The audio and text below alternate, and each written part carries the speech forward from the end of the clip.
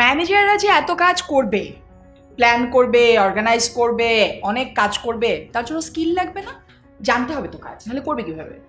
এখন what are the skills a manager need? Technical skill, human skill, conceptual skill. Technical skill কাকে বলে? তোমাদের মধ্যে কেউ রান্নাবান্না করতে জানো? লাইক পোলাও কিভাবে রান্না করে বলো তো?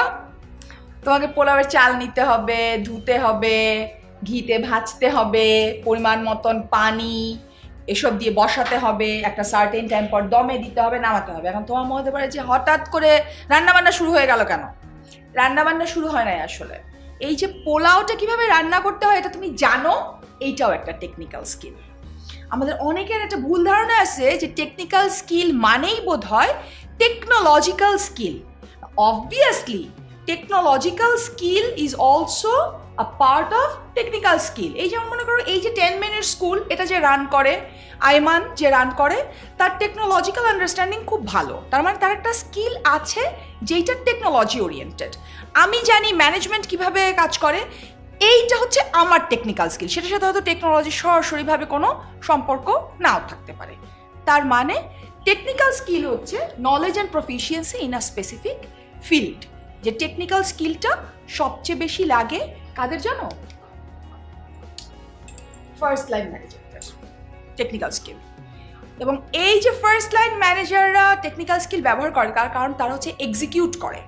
তারা তো কাজটা এক্সিকিউট করে অর্গানাইজেশনে গিয়ে, সেইখানে বা বাইরে গিয়ে নন ম্যানেজারিয়াল এমপ্লয়ীদের মাধ্যমে তাকে জানতে হয় যে এক্স্যাক্টলি কীভাবে কাজটা করতে হবে। একজন কাস্টমারকে ফোন করে আগে আমার নিজের নাম বলবো, অর্গানাইজেশনের নাম বলবো, গুড মর্নিং বলবো, আসসালামু আলাইকুম বলবো, কি বলবো, এটা আমাকে জানতে হয়। ওইটা হচ্ছে আমার টেকনিক্যাল স্কিল, কিভাবে কাজটা করব।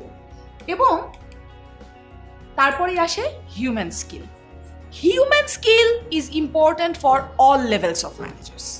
ফার্স্ট লাইন বলো, মিডল লেভেল বলো, টপ লেভেল বলো, কারণ যে কোনো লেভেলেই তুমি যাও মানুষের সাথে তো কাজ করতেই হবে। তুমি যতই শুনো বিজনেস অটোমেটেড হয়ে গেছে, সাংঘাতিক সব মেশিন আসছে, খালি প্রেস করলেই হয়, সেই মেশিনটা একজন বানিয়েছে তো, সেই মেশিনটা কে কখন অপারেট করবে সেটার একটা নিয়মকানুন আছে তো। মানুষের সাথে কাজ তোমাকে করতেই হবে।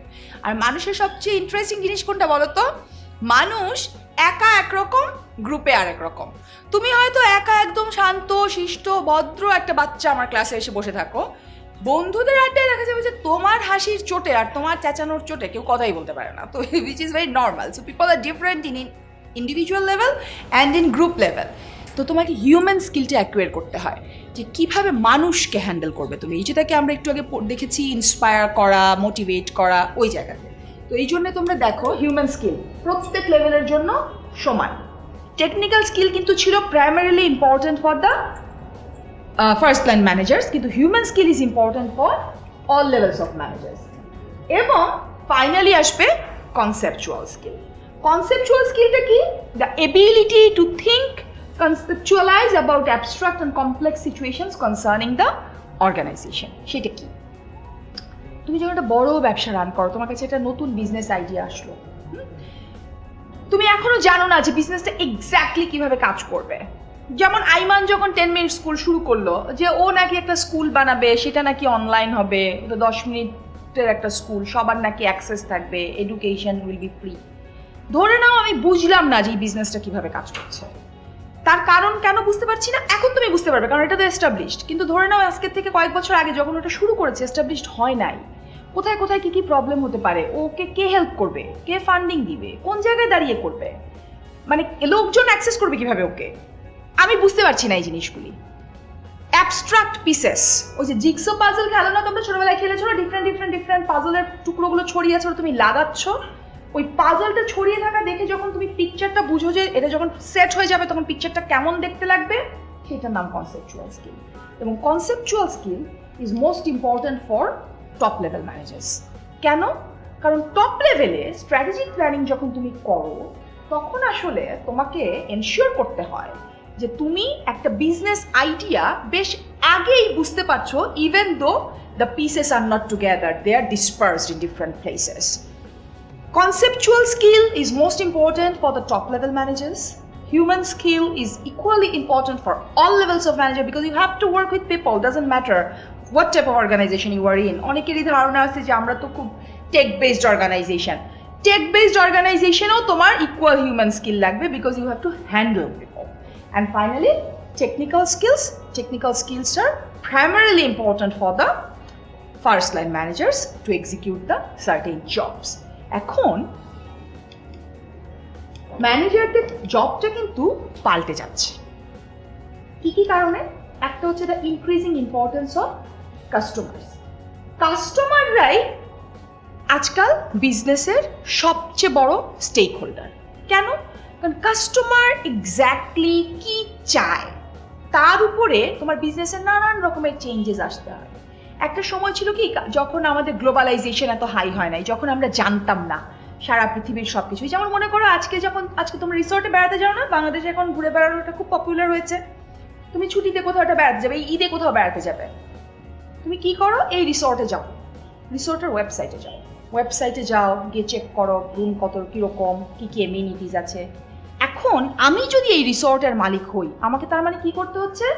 কাস্টমার সবার আগে ওয়েবসাইটে যায়, তার মানে আমার ওয়েবসাইট মাস্ট বি আপডেটেড। এই যে আমি ধরতে পারছি আমার কাস্টমার্সের নিড, আমার কাস্টমার এক্স্যাক্টলি কি চায়, কাস্টমার কি প্রাইভেসি চায়, কাস্টমার কি আপগ্রেডেশন চায়, কাস্টমার কি অমুক প্রোডাক্টের সাথে সেই জিনিসটা ফ্রি চায়, ইউজার ম্যানুয়াল চায়, কি চায়, সেটা আমাকে দিতে হয়। Growing importance of the customer in the businesses is one of the basic factors which is changing the managers' jobs. And innovation, doing things differently, exploring new territory and taking risk. You have to do new things. Without innovation, a business will be stagnant at some point of time. নতুন জিনিস তোমাকে নিয়ে আসতেই হবে, সেটা যে কোনোভাবে হোক। এক্সিস্টিং সিনারিওর মধ্যেই একটা কাজ কত নতুনভাবে করা যায়, কত অন্যভাবে করা যায়, সেই জায়গাটা হচ্ছে ইনোভেশন। কারণ ইনোভেশনে কিন্তু একটা জিনিস মনে রেখো, মানুষ কিন্তু সব ইনোভেটিভ কাজে সাকসেসফুল হয় না। You have to accept ফেলিওর্স।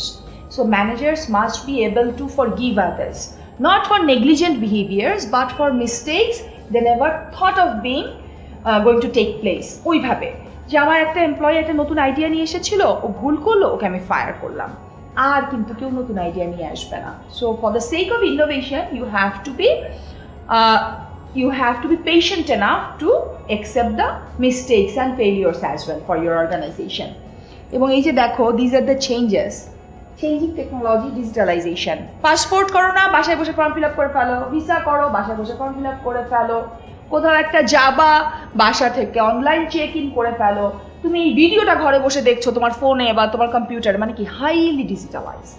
এবং এই যে ডিজিটালাইজড হয়ে গিয়েছে, আমরা যে কোনো জায়গায় এই ভিডিওটা তুমি বাংলাদেশে বসেও দেখতে পারবে, এই ভিডিওটা তুমি উগান্ডাতে গিয়েও দেখতে পারবে, সুইডেনে গিয়েও দেখতে পারবে। মানে টেরিটোরিয়াল যে স্পেসের আইডিয়াটা, ওটা চেঞ্জ হয়ে যাচ্ছে। ওটা যত ব্লার্ড হয়ে যায়, ম্যানেজারদের কাজটাও ততই চেঞ্জ হয়ে যায় because of the digitalization. Increased security threat, সারাক্ষণ দেখো না আপনার এই ইনফরমেশন ফেসবুকে দিবেন না, সেই ইনফরমেশন অনলাইনে দিবেন না, আপনি কোথায় পড়েন, কোথায় যান, এগুলো সব দিবেন না। কেন? কারণ সমস্ত ইনফরমেশন আসলে once you give it online, it's sort of somewhere someone else can access, হয়তো সাথে সাথে পাবে না, কিন্তু ইটস সামওয়্যার।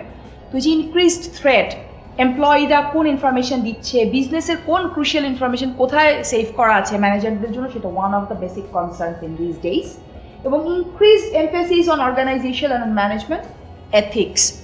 আমাদের আজকাল কিন্তু অর্থনৈতিক অবস্থা ভালো হচ্ছে, আমাদের বিজনেস ভালো পারফর্ম করছে, আমরা টাকা বানাচ্ছি, সব ঠিক আছে, কিন্তু এথিক্যাল স্ট্যান্ডটা নষ্ট হচ্ছে, মোরালিটি নষ্ট হচ্ছে। আমরা একজনের বিশ্বাস নিয়ে খেলছি, একজনের বিজনেস আইডিয়া চুরি করে ফেলছি, একজনের মোরাল স্ট্যান্ড নষ্ট করে ফেলছি।